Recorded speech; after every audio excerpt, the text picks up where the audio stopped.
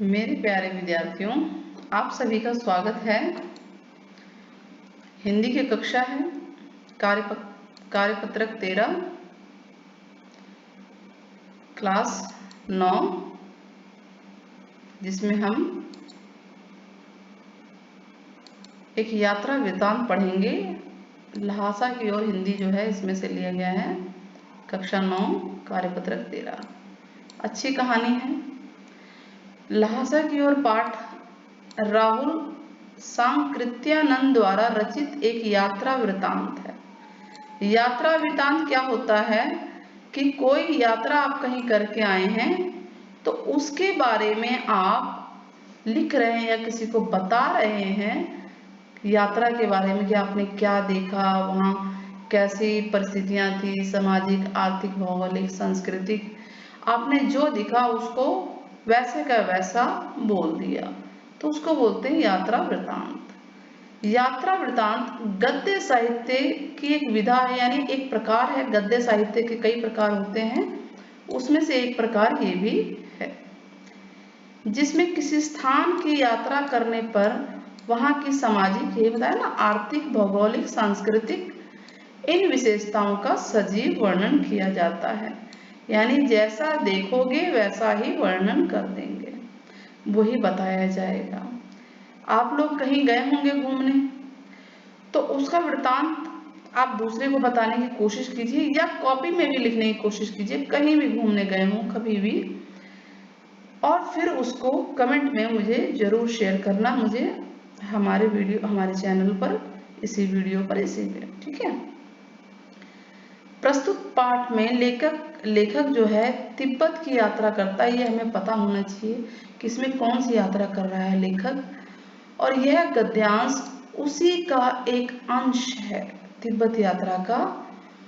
और ध्यान से पढ़ना है, कुछ हिस्सा है, मतलब पूरा यात्रा वृत्तांत नहीं, थोड़ा सा हिस्सा है, और उसको पढ़ के हमें इसके आधार पर प्रश्न के उत्तर देने हैं। चलिए स्टार्ट करते हैं।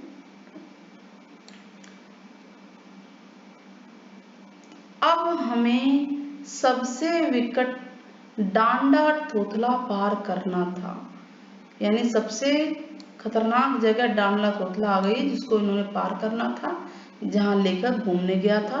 तिब्बत में एक जगह है डांडे, तिब्बत में सबसे खतरे की जगह है।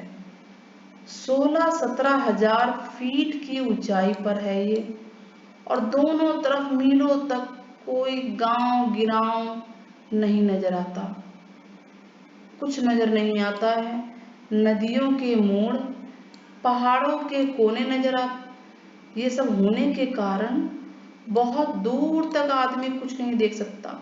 मतलब नदियां मोड़दार हैं, पहाड़ों के कोने बार बार आ जा रहे हैं, तो आप दूसरा हिस्सा नहीं देख सकते हो, और बहुत दूर तक आदमी को नहीं चल सकते, जितनी दूर दिखाई देगा उतनी दूरी दिखाई दे सकते हैं।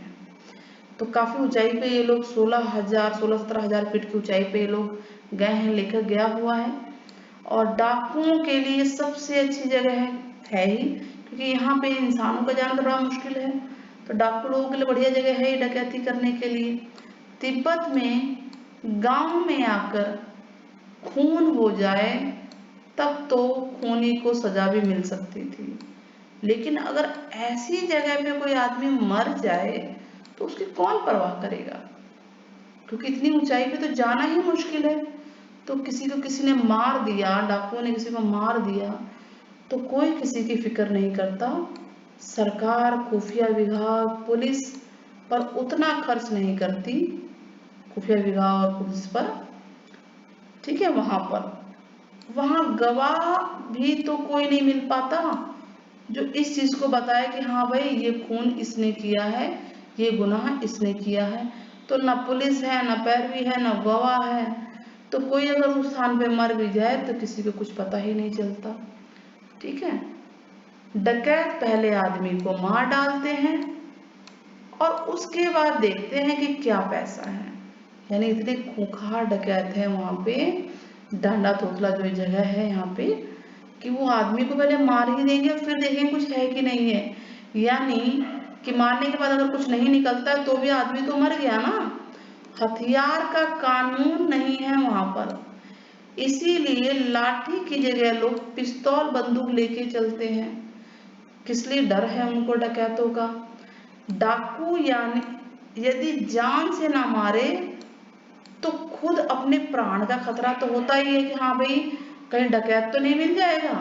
तो इस तरह से हमने ये गद्यांश, ये हिस्सा यात्रा वृतांत हमने पढ़ लिया है। अब इसको हम इरेज कर देते हैं, मिटा देते हैं, ताकि प्रश्नों के उत्तर ढूंढने में आप लोगों को, हम सबको आसानी रहे। चलिए शुरू करते हैं।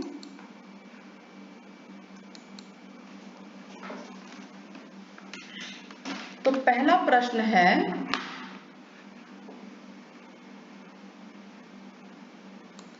लेखक को कौन सा डांडा पार करना था? बताइए। यहाँ पे लिखा हुआ है ना ये आंसर कि डांडा थोथला थोड़ला, ठीक है, तो यही आंसर है हमारा, डांडा थोड़ला। ठीक है, बिंदु लगा हुआ है इस पे, ध्यान दीजिएगा। तिब्बत के ऊंचे पहाड़ी रास्तों पर आदमी को दूर तक क्यों नहीं देख सकते थे? हमें यहाँ पर कुछ इंपॉर्टेंट बात मिली थी, क्योंकि नदियों के मोड़ हैं, पहाड़ों के कोने हैं, कुछ ऐसा ही था ना। तो इसका आंसर बताइए क्या है? ख पार्ट है। सी, किस कारण वहां लोग लाठी की तरह बंदूक पिस्तौल लिए फिरते थे? बताइए क्या वजह थी कि लोग लेके घूमते थे? उनको किस चीज का डर था? एक तो डाकुओं का डर था, दूसरा वहां पे कोई हथियार कानून नहीं था। तो यहाँ पर हमारे पास 4 ऑप्शन दिख रहा है, तो ख पार्ट होगा इसमें, हथियार कानून नहीं था, इसी वजह से वो बंदूक पिस्तौल लिए फिरते थे। अब फोर्थ क्वेश्चन देखिए, थर्ड भी हो गया, सेकंड भी हो गया, फर्स्ट भी हो गया। तिब्बत के पहाड़ों में डाकुओं के लिए सबसे सुरक्षित स्थान कौन सा था? बताइए कौन सा स्थान सबसे सुरक्षित था? वही मोड़ ना, यहाँ पर आ रहा था ना कि नदी और पहाड़ों के मोड़ था हमारा, ये देखिए यहाँ पे आंसर आया है ये। तो ये सबसे सुरक्षित जगह थी, डाकुओं के लिए यही सबसे सुरक्षित जगह थी। तो यहीं पे हमारा आंसर छुपा हुआ है कि नदियों और पहाड़ों के मोड़ की वजह से। निम्न शब्दों के विपरीत शब्द बताने हैं, तो सरल का विपरीत क्या होता है? सरल का विपरीत होता है कठिन, और सघन का होता है विरल। ठीक है, अब आगे हम बढ़ते हैं नेक्स्ट क्वेश्चन पे। कलर चेंज कर लेते हैं। लास्ट है गतिविधि है, आप किसी भी यात्रा का वर्णन अपने शब्दों में लिखें और मुझे भी कमेंट बॉक्स में जरूर भेजना। हम भी एक वर्णन करते हैं, आपके लिए एक हेल्प है ये। ठीक है, तो इसके सहारे आप अपना भी बनाइए और हमें जरूर दिखाइए। एक बार हम लोग माता वैष्णो देवी की यात्रा के लिए निकले। कटरा पहुंचने के बाद हम लोग त्रिकुट पर्वत की चढ़ाई हम लोगों ने शुरू की। पूरे रास्ते पहाड़ की चढ़ाई करनी थी, बहुत रोमांचकारी यात्रा थी। दोनों तरफ दुकानें सजी थी और हम जय माता दी होगा यहाँ पे, यहाँ आएगा, बोलते हुए चढ़े जा रहे थे। कुछ दूर बाद रास्ते सुनसान हो गए, दुकानें समाप्त हो गई, अंधेरा भी हो गया, चढ़ाई ज्यादा थी, पांव थक रहे थे, फिर भी हम चलते जा रहे थे। एक तरफ पहाड़ था और दूसरी तरफ खाई का डर, लेकिन फिर भी हम ऊपर ऐसे वाला होगा, ऊपर पहुंच गए। हमने माता जी के दर्शन किए, वैष्णो देवी माँ के, और उसी रास्ते से सीधे सीधे उतरकर कटरा पहुंच गए। ये यात्रा काफी रोमांचित करने वाली थी, क्योंकि हमें बहुत अच्छा लगा और मेरी जिंदगी का यादगार पल भी था ये। तो इस तरह से जो है हमारा ये आंसर भी होता है। ठीक, जरूरी नहीं है कि कोई घटने में डाकू वगैरह ही डाला जाए, आप अच्छा भी लिख सकते हैं। तो हमारा ये आंसर है, देखिए सारे आंसर हमने लगा भी रखे हैं। और 5वां और छठे का आंसर हमारे सामने ये है।